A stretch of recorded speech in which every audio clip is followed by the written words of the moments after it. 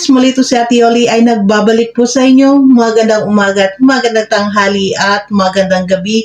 Saan man po tayong dako ng mundo, mapa-Pilipinas man po tayo or mapa-ibang bansa. Nawa po ay nasa mabuting kalagayan po tayong lahat at walang anumang karamdaman sa ating mga katawan. Lalong-lalo na guys, ang ating mga kapwa OFW, mag-ingat po kayo kahit saan man bansa po kayo dahil may mga mahal po tayo sa buhay na naghihintay po sa atin sa Pilipinas. Ganon din po ang ating mga mami, mga daddy, ate, kuya, tito, tita, and lolo at lola. Mag-ingat po kayo. Maganda po ang doble ingat po tayo dahil masarap po ang makapiling pa natin ang ating mga mahal sa buhay. At sa araw na ito, wala po tayong bibigyan ng reaction video, kundi ito po ang ating Ruel of Malalag, no, ang kanyang live. Pero bago po tayo guys pupunta sa kanyang live, nais ko po muna, supportan po muna natin ang Team Kalingap sa pangunguna po ni Kuya Bal Santos Matubang, Ate Edna's Vlog, and Kalingap Rob. And of course, Ruel of Malalag and Rochelle Morales Vlog. Huwag po tayo guys mag-skip ng ads sa kanilang mga bawat video upload. Dahil sa hindi po natin pag-skip ng ads ay malaki po ang ating naitutulong po sa kanilang mga paglingap, no?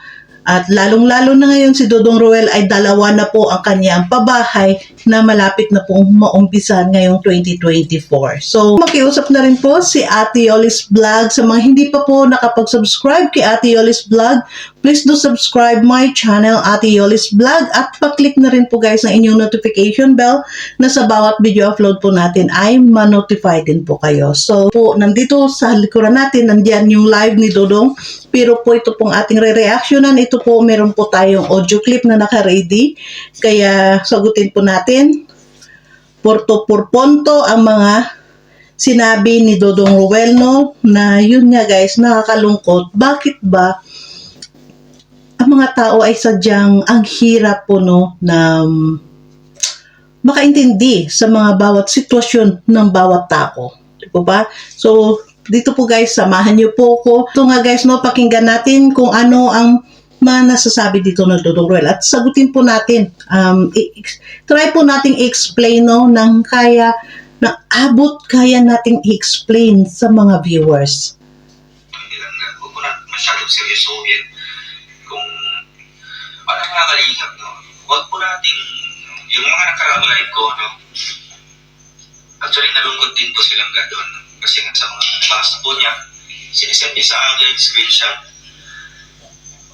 Yun po, no? Kasi nga po, alam niya man ito mga kalingap, si Rachel is talagang baguhan pa lang dito, no? Baguhan pa lang po sa social media.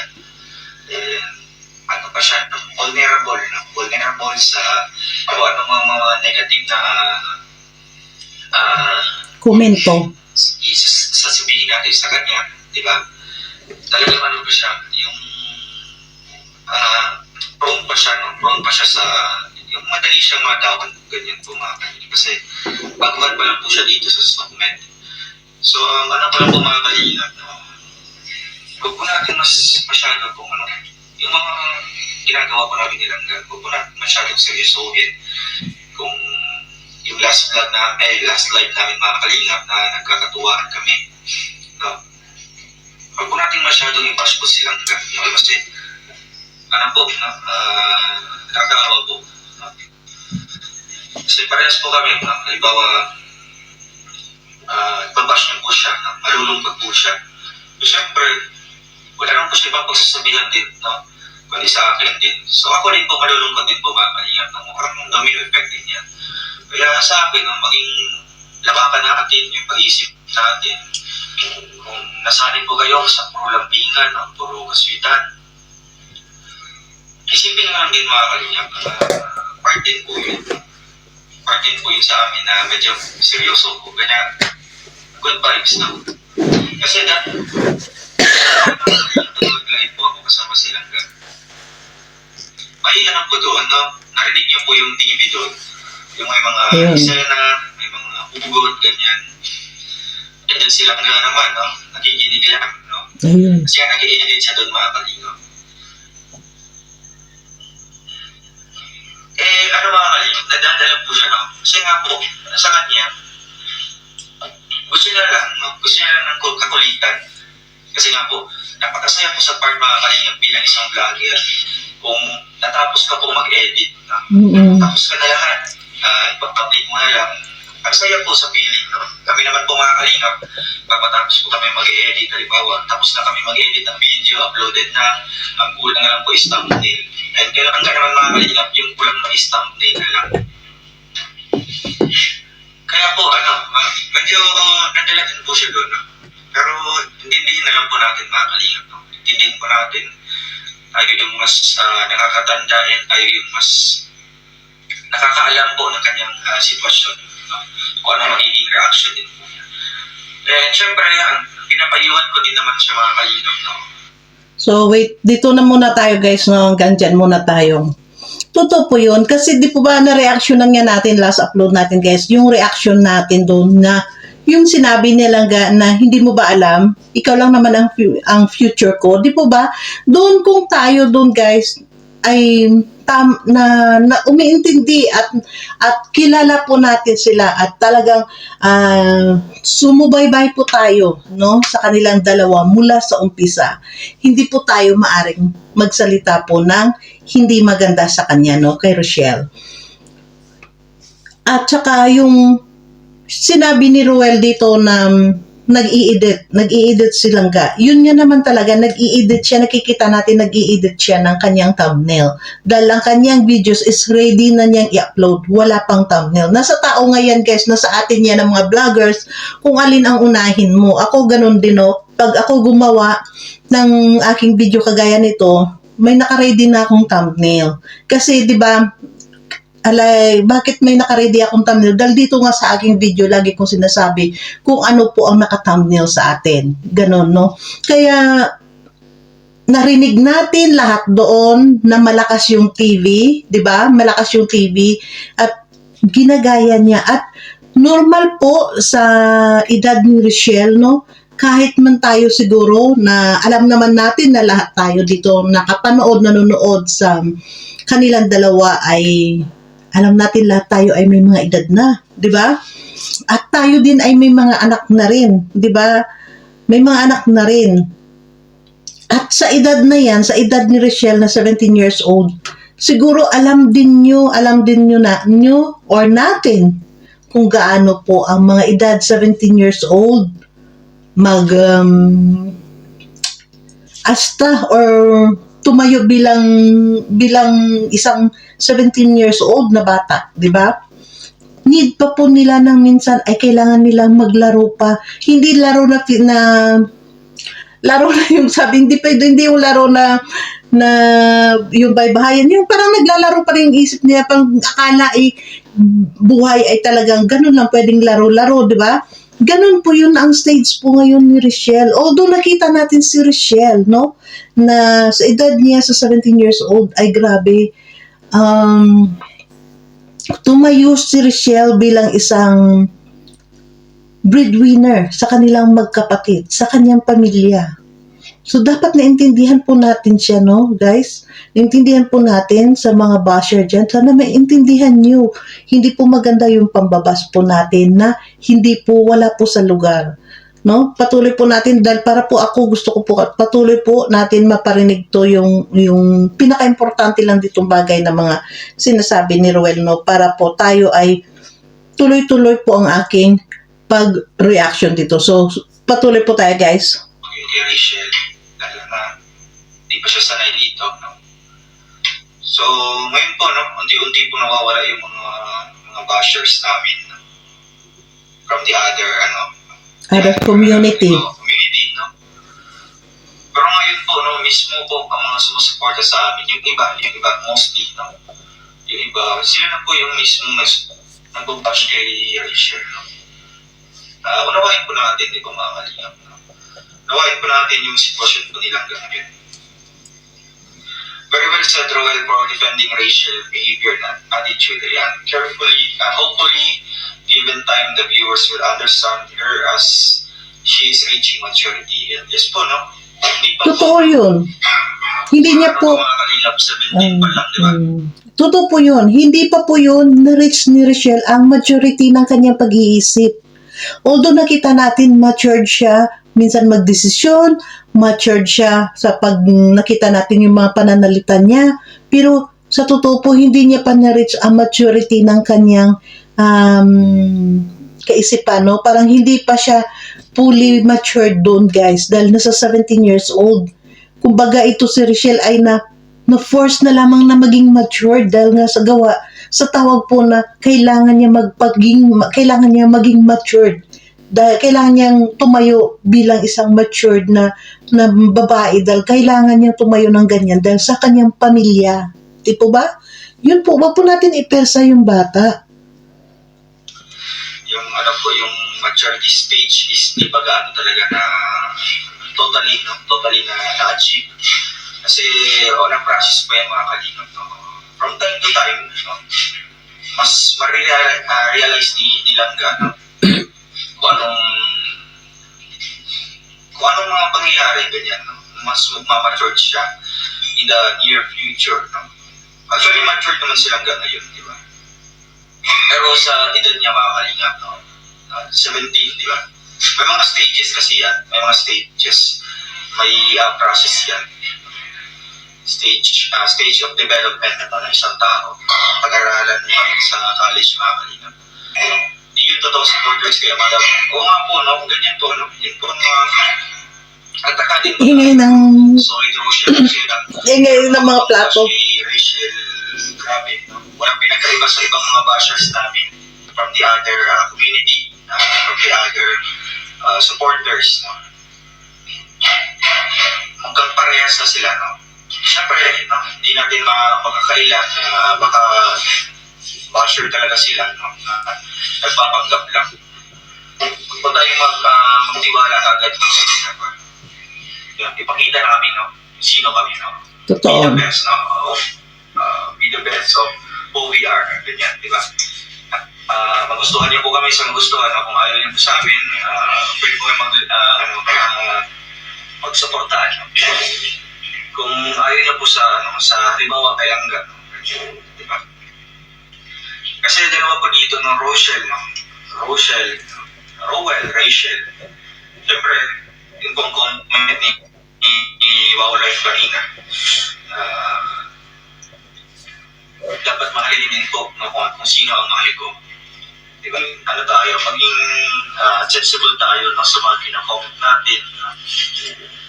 Alam ko naman po, no, mas nakakatanda po yung mga sumusuporta sa amin. No? Kaya po, ayusin po natin yung mga comments. No? Yun lang po ang request ko po sa inyo. Kung ang totoong supporter, no? Talagang napaka-solid, no? Isang pagkakamali lang, no? Isang issue lang, isang komento lang. Hindi talaga bibitaw. No? Mas sila pa yung umiintindi, no? Mas sila pa yung umuunawa. Kaysa ibang tao, no? Nagpapanggap lang, halimbawa, di talaga solid. Sila pa yung mas may ganang pupuna, no? Sila pa yung may mas gana. May gana pa silang mag-comment ng negative, no? Diba? Medyo, yung iba, no? Pagbatuhin ka ng bato, batuhin mo ng tinapay, no? Yun po ang point po niya dito. So yun nga guys, no, stop muna tayo, no, para maano ko. Totoo po yan. Dito po, no, kasi meron pong iba, kagaya like lang po na nag-live si Richelle, no? Nag-live si Richelle na siguro yun ay ng kahapon lamang yun nag-live siya. Na siguro kagigising niya yun, nag-live siya ng umaga, no? And nanood po ako doon. Hindi ako makapag-comment dahil sa TV nga ako nanood. At alam niyo ba yung gigil ko sa mga sa itsura niya lang, dahil nakita natin guys yung itsura niya na apektado si Richelle sa mga basher, no? So nakita ko nagtanong ako bakit ganyan ang mukha niya, bakit nakaganyan siya, sobrang lungkot. Hindi ako nakapigil, kinuha ko talagang phone ko, tumingin pa rin ako sa mga nagko-comment kung ano ba talaga yung nangyari. At doon ko nakita nga guys, maraming basher na, maraming nambaba sa kanya. Tama ito dito, no? kung totoo silang Rochelle, kung mahal niyo si Ruel, no? Dahil kaya nga nagkaroon ng Rochelle, di ba? Kaya nga, di ba, ang dami-daming mga love team, ang daming mga supporter. Ito, ang pinakamarami yatang supporter ngayon, ito ang Rochelle, no? Sa, ano dito, ang Rochelle ang pinakamaraming supporter. Bakit dumami ang supporter? Dahil nagustuhan nyo, di po ba? Nagustuhan nyo sila. Nag-click ang tandem nilang dalawa sa tao. Nag-click po ang tandem ni Ruel at ni Rochelle sa lahat. So, nandun po, kung hindi po pwedeng mahalin lamang natin si Ruel, no? At hindi rin pwedeng mahalin lamang natin si Rochelle. Kailangan pareho po, pantay po ang pagmamahal natin sa kanilang dalawa. Kaya nga tatawag na Rochelle. Wala pong matatawag na Rochelle kung isa lang po ang inyong mamahalin sa kanila. Diba? Dapat magpantay po tayo. At diyan nga po, no, bakit ang bilis po maka-comment ng mga negative? Makapag-bas ang mga tao. Matagal ko na po sinasabi na huwag paniwalaan minsan yung iba, no? Dahil yung iba minsan ay nagkukunwari lamang na Rochelle. Kaya dito dapat talaga maging maingat si Dudong Ruel, si Rochelle sa mga tao. Maging maingat sila, no? Dahil may mga tao talaga na gustong sirain ang Rochelle. Diba? Real talk tayo dito, guys. May mga tao po talaga dyan na gustong sirain ang Rochelle na hindi natin alam kung ano ang kanilang mga agenda. Ano bang pakay nila? Ano bang nagawang pagkakamali ni Ruel at ni Rochelle sa kanila? Dahil unang-una, wala po tayong nakitang ginawang mali ng dalawa. Una, si Ruel ay seryoso sa kanyang pag-charity. Kung marami man mga nag-sponsor sa kanya, dahil po doon sa nakita na magaling siya humawak ng pera. Nakita ng mga sponsor kung paano ay ang kanilang binibigay ay nakarating talaga doon sa beneficiary. Di po ba? Or halimbawa, sponsor ay magbigay kay Ruel para may ganito, may punta kay Ruel sa ganito. Kung kay Ruel pinadala, makita talaga nila kung paano ni Ruel, no? Hinawakan at pinapahalagan ang binibigay ng sponsor.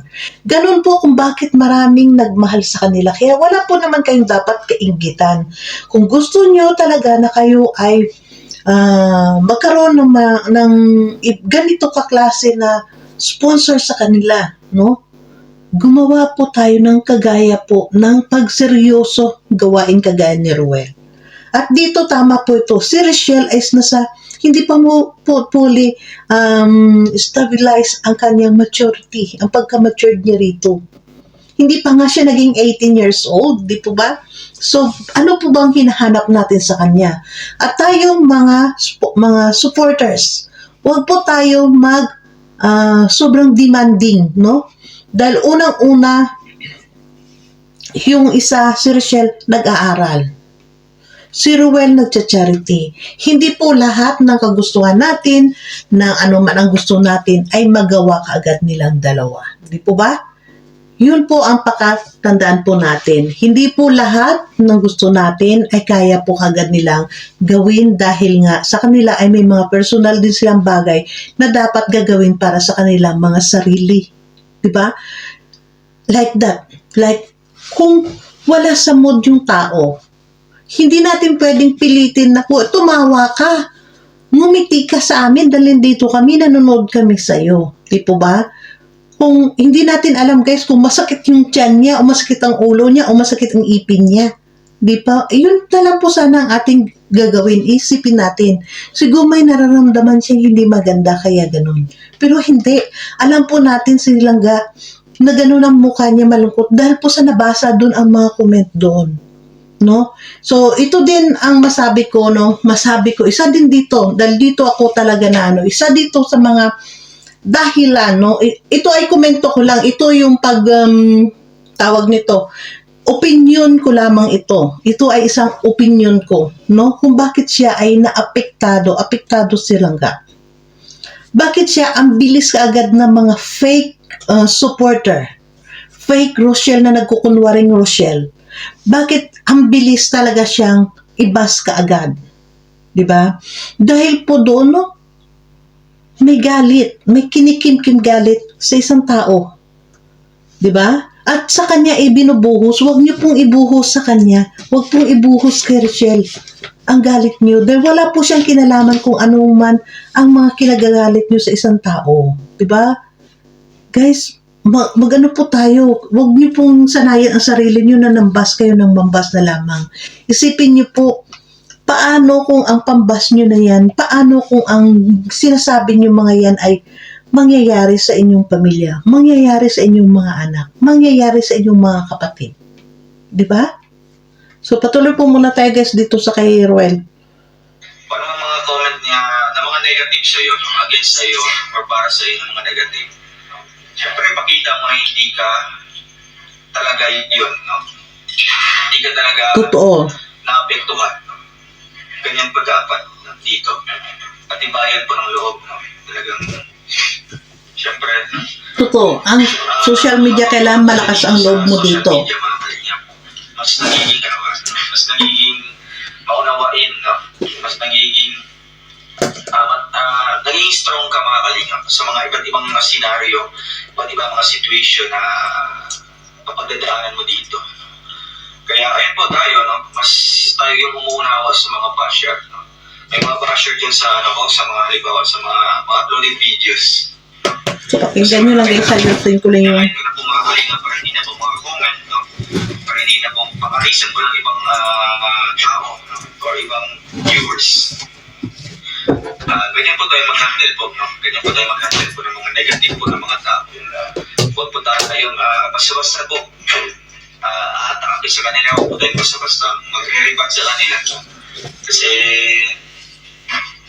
wala kang pong matutungan doon. Wala kang mapapala doon. Diba? Totoo. Kapo niya, no? Yung pagiging humanitarian, no? Marunong kang tumanggap, no? Marunong kang tumanggap sa anumang mistakes mo, anumang mga pagkulang mo, no? At willing ka, no? Willing ka tumanggap din ng mga comments, no? Mga constructive criticism. Totoo. Yung ang isang characteristics, no, ng isang humanitarian. Kasi kami dito, hindi kami perfectong tao, di ba mga kalingap? Normal din po kami, no, kagaya nyo din po. Nagkakamali din, minsan nagkakamali. Pero kahit nandito kami sa mga kalingap, sa social media, hindi yan nangungulugan, no? Hindi yan nagmamatter po. Kung kami dito, tama na yung mga sinasabi namin, no? Siyempre kayo po, no? Kayo po, doon po kami nag-relay din po sa inyo, no? Ano mga komento nyo po sa amin na mas lalo pong magpapa-improve, no? Mas lalo po kami mag-grow sa inyong mga komento. Totoo yan. Pag mga kalingap, halimbawa, may uploaded video po, no? May mga uploaded video. Ma-recognize po natin doon kung ano po mga constructive criticism doon sa bashing. Doon sa mga pambabash talaga. Kaya yung iba, no, nababasa ko din po ng mga comments nila, no, although negative man siya mga kalingap, pero yun po ay constructive criticism, no, na comment. Kaya syempre ina-apply ko din po, no.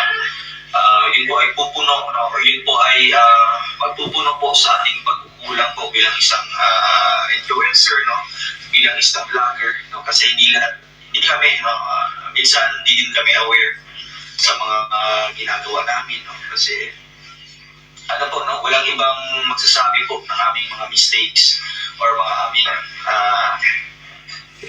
unaware na mga ginagawa, no, kundi kayo lang po, no, kasi kayo po yung Nakakita. 24/7 po na nagbabantay po sa amin, di ba? So, totoo yun guys, no? Kasi, bilang isang YouTuber, kagaya dito, kahit na tayo, sila no, na gumagawa, nagla-live, minsan, hindi rin naman nila, totoo yung sanabi ni Roel, na hindi sila perfecto.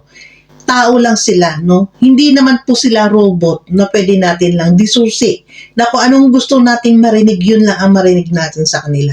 Na kung anong gusto nating makita sa kanila, yun lang ang kailangan makita natin sa kanila. Di po ba? So, ang dito lang guys, respetuhin po natin sila bilang po tayo mga viewers. Dahil ganun po, dahil dito po nakikita natin si Ruel of Malalag, ang laki po ng respeto niya po sa ating lahat na bilang viewers niya. Di po ba? Pinapahalaga niya po tayo na kanyang mga viewers. So tayo po, huwag po tayo masyadong maging demanding. Pero alam po naman natin na itong mga naging demanding, ito po mga fake na nagpapanggap, no? Nagpapanggap na Rochelle sila.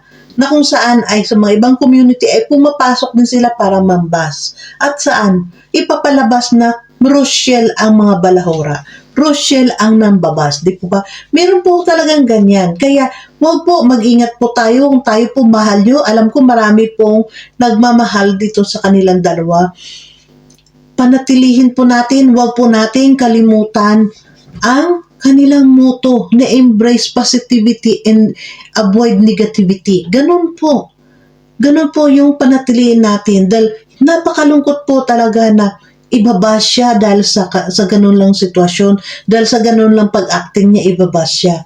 Hindi po, dahil unang-una, sa pagbas natin kay Rochelle, no? Sa pagbas natin kay Rochelle, hindi ba natin naisip na yung bata sa kanyang 17 years old na edad ay sumisikap, no? Sumisikap gumawa ng kanyang channel. Pinag-igihan niyang gumanda ang kanyang channel dahil alam niya, dun sa kanyang channel ay dun siya kumukuha ng kanilang pangangailangan sa araw-araw, sa mga gastusin para sa mga kapatid niya, para sa kanyang ama na may sakit. Di pa ba? So, kung tayo ay ibabas pa natin siya nang wala namang kadahilan, dahil sa nakita lang natin na umakting siya, na yung acting naman niya ay bagay sa kanya ang pag-acting niya at magaling talaga siya umakting, no? Dahil kung hindi magaling si Rochelle umakting, hindi po kayo nakapagbas ng ganyan sa kanya. Di po ba? So, pakatandaan po natin guys, instead na magbas tayo, siguro payuhan nyo na siguro lang o Rochelle, pwede ba, bago ka mag-acting, magpaalam ka, magpahayag ka muna, i-acting ko lang ito para hindi naman kami masaktan o ganito, ganyan, di po ba?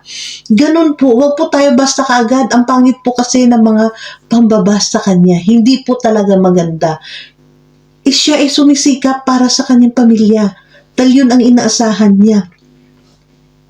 Nasaan ba kayo nakakita na sa 17 years old ay talagang todo ang kanyang effort sa kanyang channel para lang ang kanyang revenue ay patuloy para sa kanyang mga pangangailangan sa pamilya niya.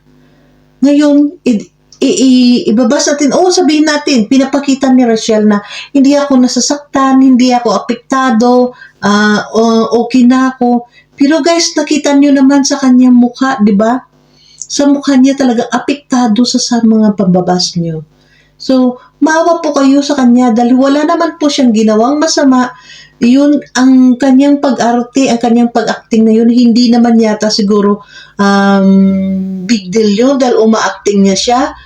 At si Ruel din, sinakyan ang kanyang pag-acting. So, siguro, tama na, wag na po natin i-bash yun, no? Wag na po kayo mabas. Kung ayaw niyo po sa kanya, dahil yun nga, may narinig tayo dito na may nag-comment, no, na nag-comment nga na kasi dong ayaw nila si Rochelle para sa'yo.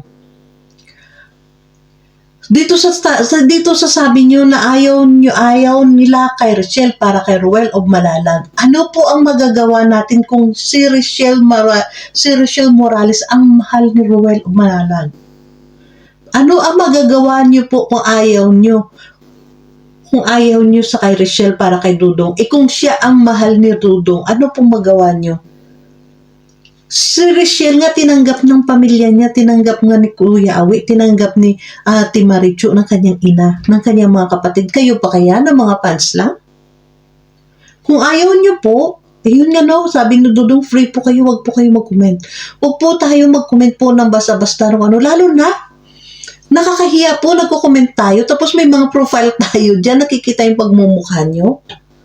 Pero yun nga, take note po no, sa lahat po nagko-comment na may profile, alam po natin na yan ay kahit hindi yan may mga profile, ay alam po natin na iba dyan ay mga fake account no, na kinukuha lang mga profile ng ibang mga, may mga channel.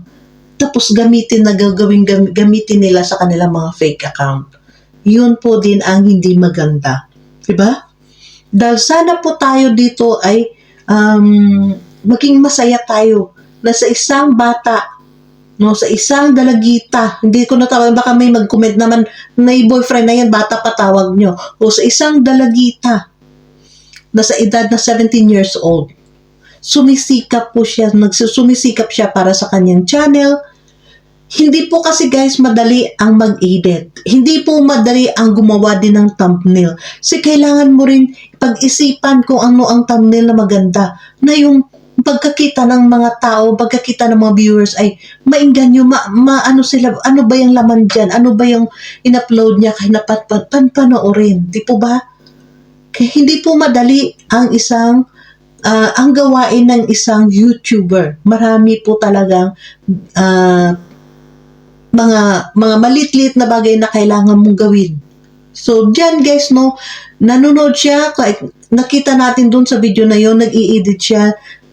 Ako, like sample sa akin, pag ako gumagawa ng aking thumbnail or nag-i-edit guys, sabihin ko sa inyo, pag akong gumagawa, ayokong nadidisturbo.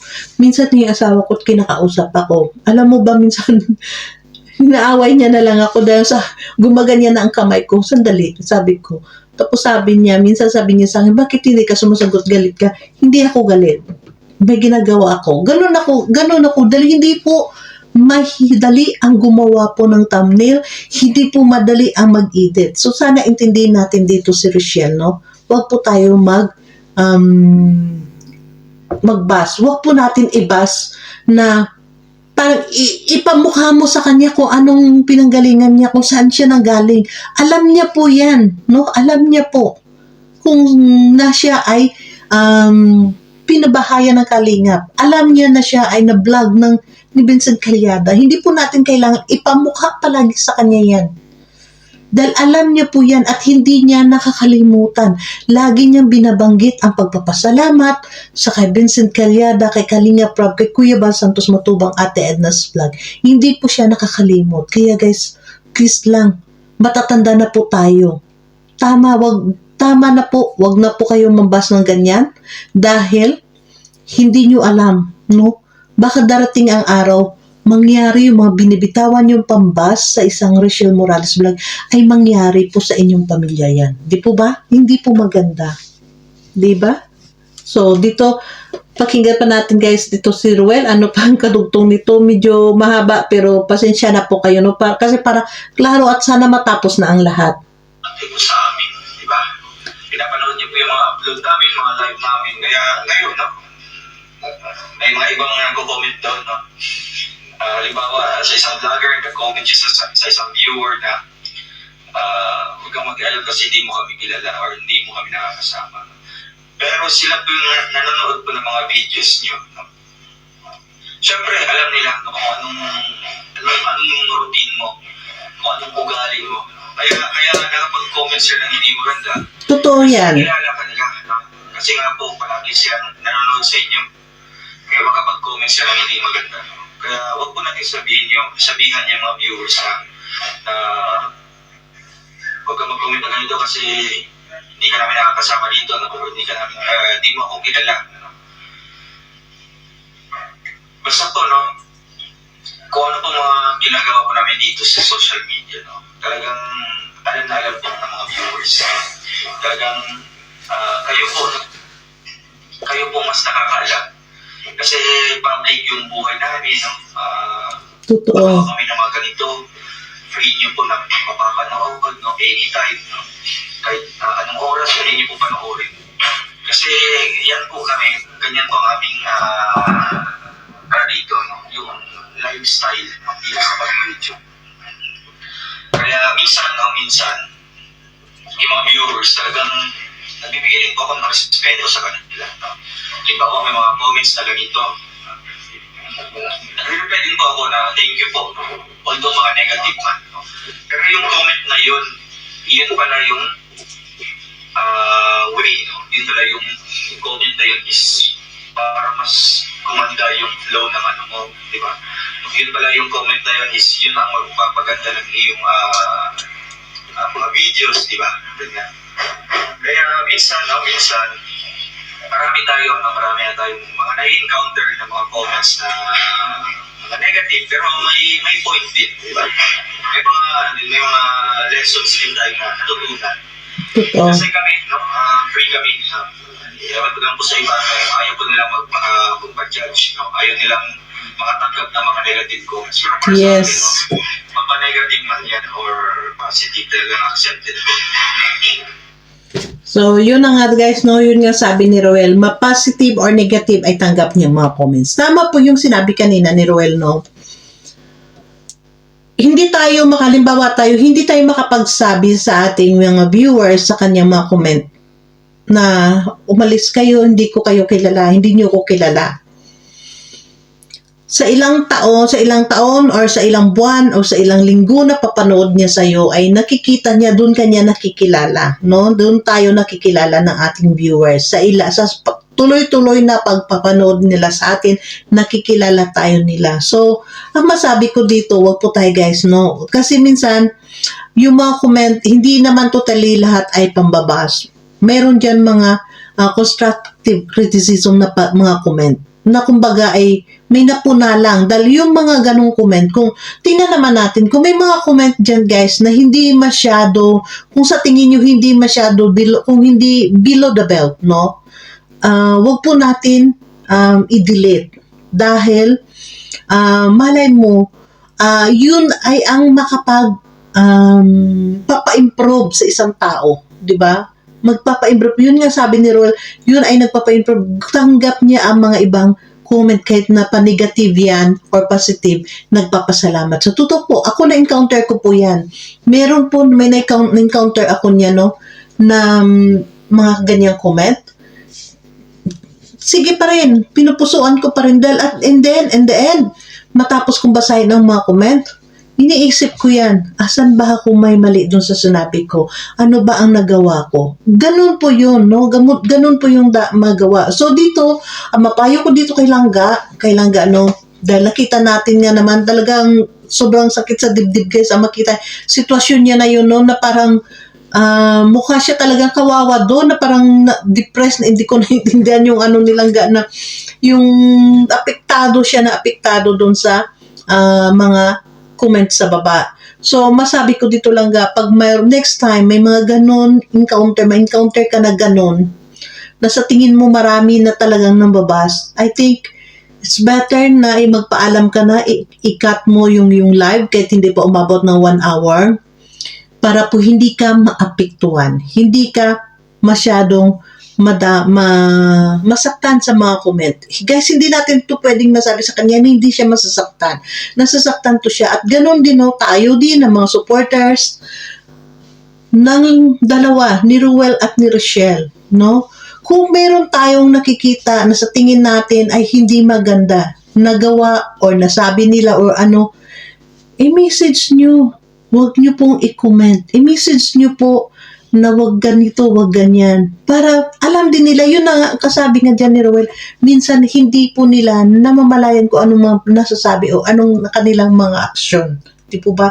Totoo po yan, lalong-lalo na pag nagla-live ka, minsan hindi mo makontrol din, no? Yung lalo na kung nandun ang excitement mo sa mga audience mo dyan sa baba, talagang mahirap po yun. Kaya sana tayo dito, no, huwag po tayo basta mag-pass, kundi andun po ang pangunawa natin. At kung hindi po natin nagustuhan, nakita nyo naman, i-message nyo dahil nakita nyo naman, andyan yung mga Facebook nila, naka-public po mga Facebook nila. Pwede po nating i-message. Huwag po nating i-bash na lang ng ganun. Dahil wala naman silang ginawa, kundi ang magpasaya lang. Okay, nakita natin doon guys. Yung live na yun na last nito nilang, doon nakita ko, no, hindi yung live sila kasama ni Roel. Nag-live siya na yung umaga na yun, na parang bagong gising niya. Talagang awang-awa ko sa kanya dahil unang-una, hindi na nga siya umiimik, tahimik lang siya. Nagbabasa lang siya ng comment, no? Nagsha-shout out. Pati ang message ni Roel, hindi niya namamalayan na nga. Dahil bakit? Apektado siya doon sa mga comment na hindi maganda. Diba? So, sana ito pakiusap ko sa lahat na nagmamahal sa kay Langga, kay Rochelle Morales Vlog, at kay Ruel. Pakatandaan po natin ang Rochelle. Wag niyo pong ihiwalay ang Ruel at Rochelle. Buo po yun ng Ruel at Rochelle dahil kaya nga naging Rochelle, no? Kaya naging Rochelle sila. Hindi po maaring mahalang natin si Rochelle. Hindi rin po maaring mahalang natin si Ruel. Kailangan kung ano ang mahal ni Ruel, mahalin nyo. Kagaya ang sabi nga dyan ni Wow Life, kung ano ang mahal niya, mahalin nyo. Kung anong mahal ni Rochelle, mahalin nyo rin. Ganon po yun, guys.